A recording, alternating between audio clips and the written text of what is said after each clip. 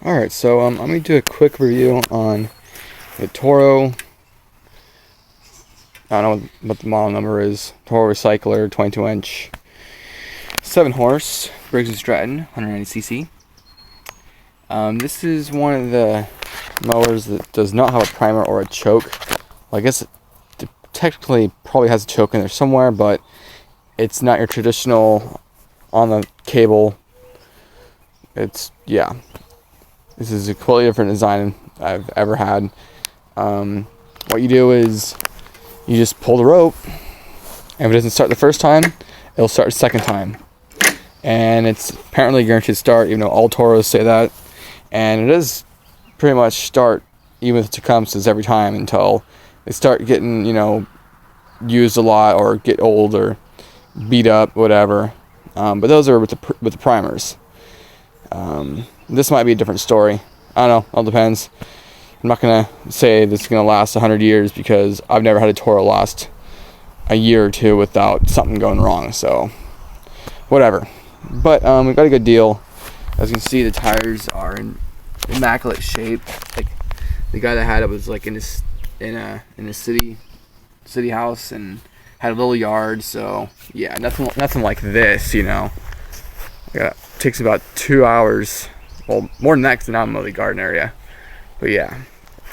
What I was saying was you just pull the rope, it doesn't start, pull it again, and it fires right up. And I know this for a fact. It was completely bone dry on gas. I put gas in, pulled one time, nothing, pulled second time, fired right up. So that's pretty cool. Side discharge, didn't get the little thing that holds it up, but that's kind of a tinker toy. I mean, it's has a little opening. What I ended up doing is just taking a bungee cord or a wire and just rigging it up to somewhere on the mower to hold a flap open. Has 5.5 settings, so I guess that'd be 10 settings in all. Pretty cool. Except this one looks bent. Oh well, Craigslist mower. What can you do?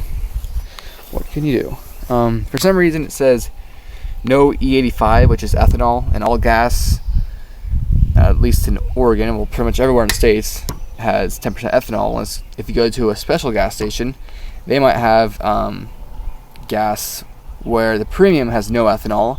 But that's like $4, at least $4 a gallon. Well, gas is typically about $4 a gallon now, like $3.89 or $3.80, $3.79. So it'll probably be $4.30 for premium. I just put regular in there. I'm pretty sure. I mean, I looked up on my phone. I couldn't find anything. The only thing I could find is a PDF, and I can't view PDFs on my phone.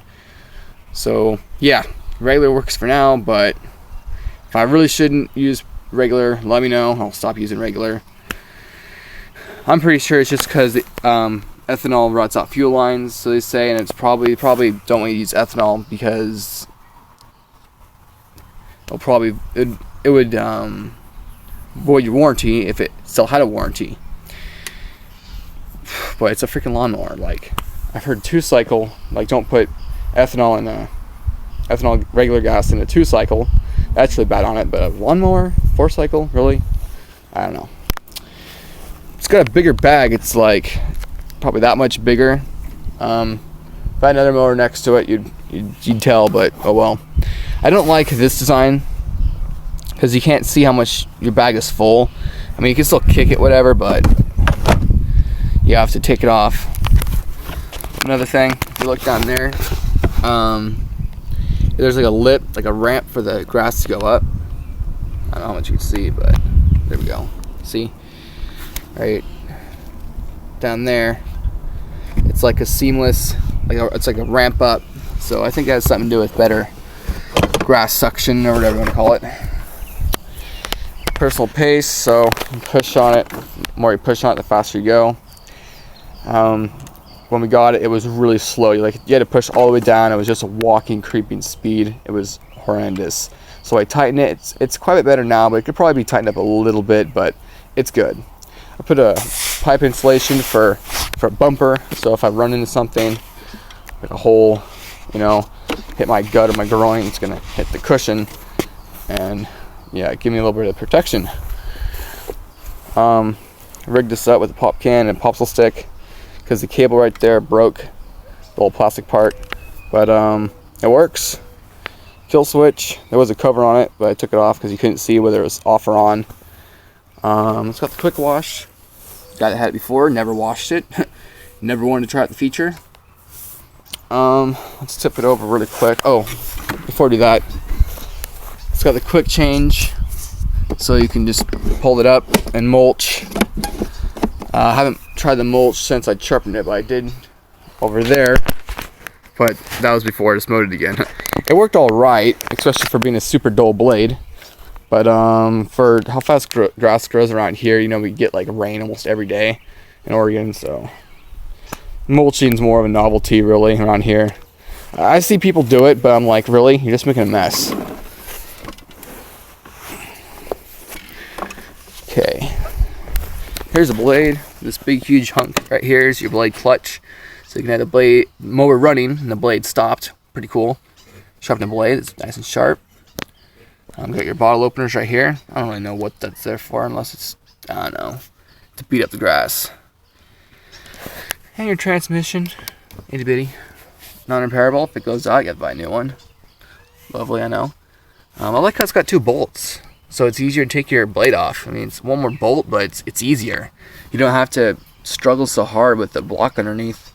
Still have to have something to stop the blade from moving, but yeah, that's a cool design. I like that.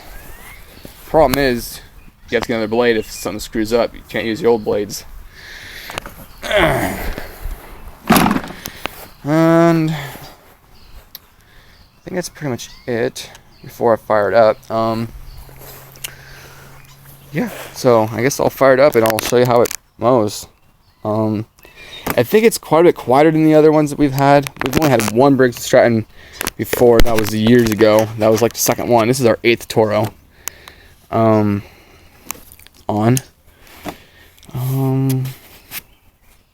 Oh, that's right, I wanted to mention this. It says, step here when starting engine. Why? Put my foot here. Yes, I'm not in my pajamas, but whatever. I'm out in the country, nobody sees me, I'm not out in public. I'm not naked. Yeah, they want you to put your foot here and start it. Like, that doesn't make any freaking sense. No, you stand back here and start it. Yeah, I think they just put that there as an homage to Honda because, I don't know. I mean, Honda would have the rope coming out right here. You'd have a sticker, put your foot here, and you'd pull right here. But on this, it doesn't make any freaking sense. I don't know. Alright, so here we go.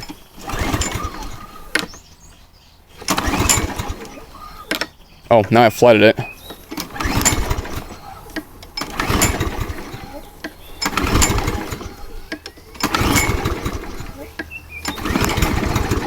There we go. Now normally when you pull the rope, it would fire up every pull.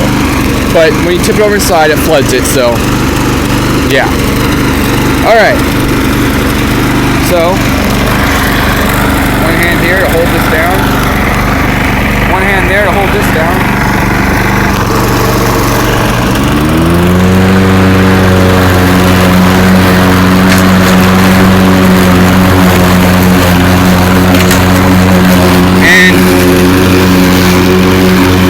Even though it's 7 horse, I think it's 7 horse because it doesn't have to be as loud, it doesn't have to run as fast, but it's plenty powerful.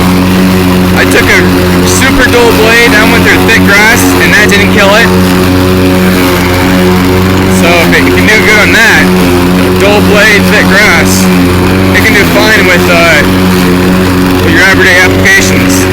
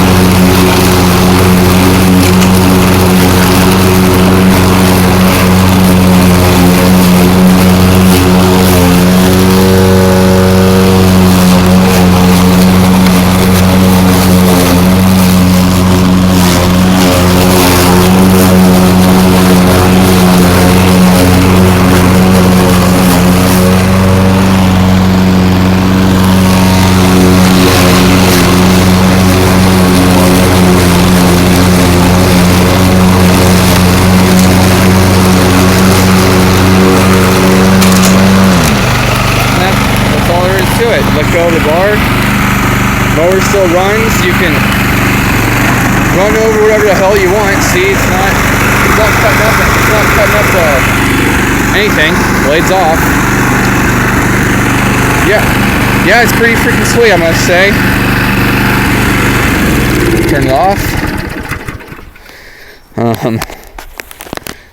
Pretty cool. I know not everybody gets as excited as I do over a lawnmower, but when you use one every day and you happen to get one that works, and not only works and works good, has one of those blade clutch systems. Yeah, it's pretty cool. I like it a lot.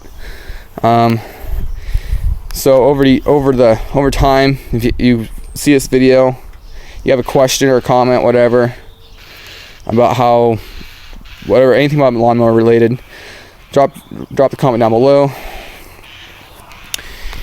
Guess I'll show you how the grass did.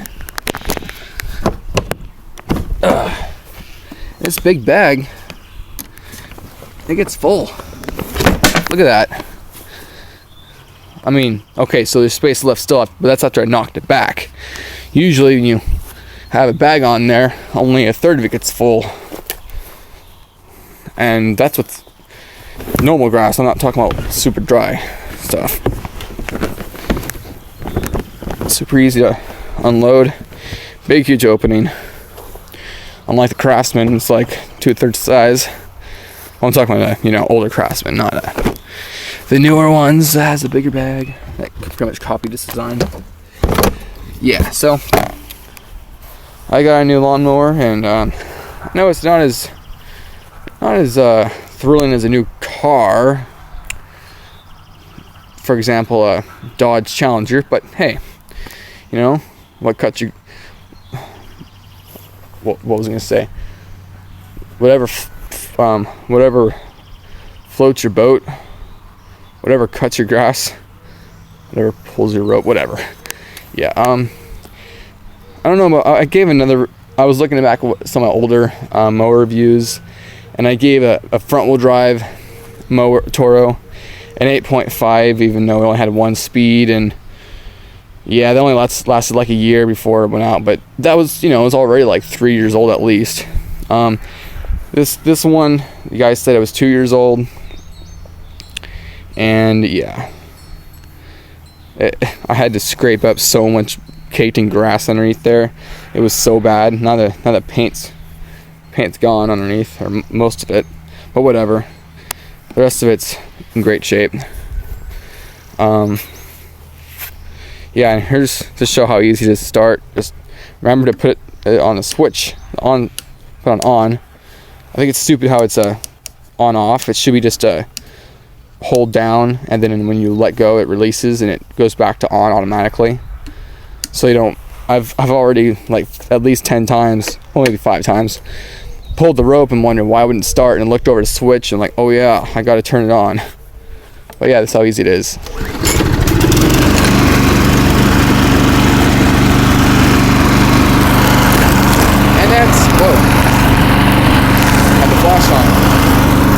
And that's how easy it is. I mean, I'm pretty thrilled with it.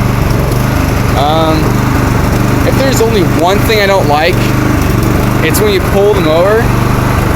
I don't know what's in there in the gear or the drive or the wheels, but there's resistance to it. I don't know if that's like a safety feature now or what, but it's kind of annoying. The older Toros, you pull it back, it was just as easy to push than it was to pull. Well, I don't mean the self-propel part. I mean, it was easy to pull back. But this, it feels like there's a little bit of almost like a brake on or something. It's weird. But I don't know. Whatever. I'm going forward more than backwards anyways. So, yep. That's my brand new Craigslist mower. Well, that's it for now. See you next time.